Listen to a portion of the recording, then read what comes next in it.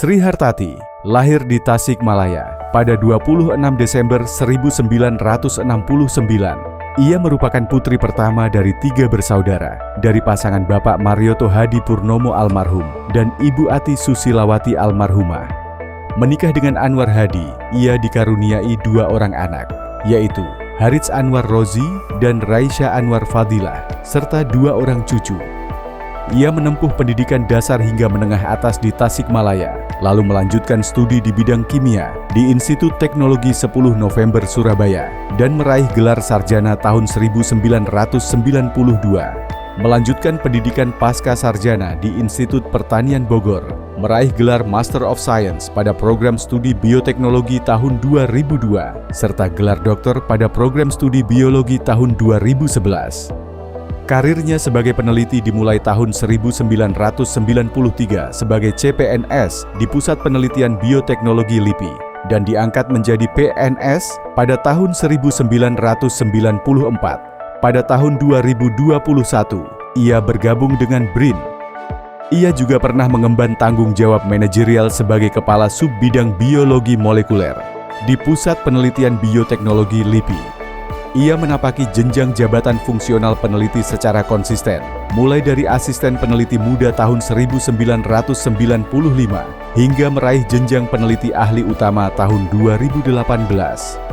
Ia menekuni bidang bioteknologi tanaman dengan kepakaran biologi molekuler tanaman dan konsisten mengembangkan rekayasa metabolik dinding sel tanaman melalui rekayasa genetika untuk meningkatkan kualitas biomasa dan bioproduk tanaman berkayu. Penelitiannya berfokus pada modifikasi hemiselulosa dan lignin untuk meningkatkan efisiensi produksi bioetanol serta mendukung industri pulp yang lebih ramah lingkungan.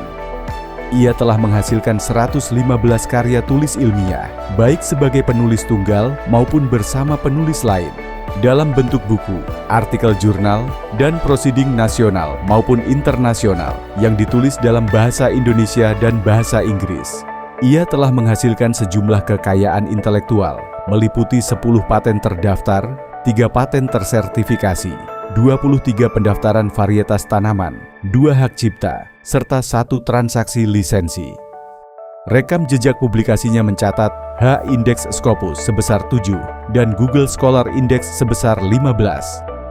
Ia berperan dalam pengembangan sumber daya manusia riset dengan membimbing skripsi, tesis, disertasi, peserta postdoktoral di berbagai perguruan tinggi, baik di Indonesia maupun luar negeri.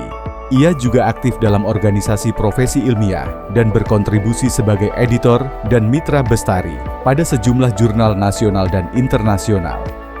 Atas dedikasi dan kontribusinya, ia memperoleh berbagai penghargaan, yakni Satya Lancana Karya Satya 10, 20, dan 30 tahun, Satya Lancana Pembangunan, dan penghargaan bersama tim sebagai karya inovasi Indonesia paling prospektif tahun 2021.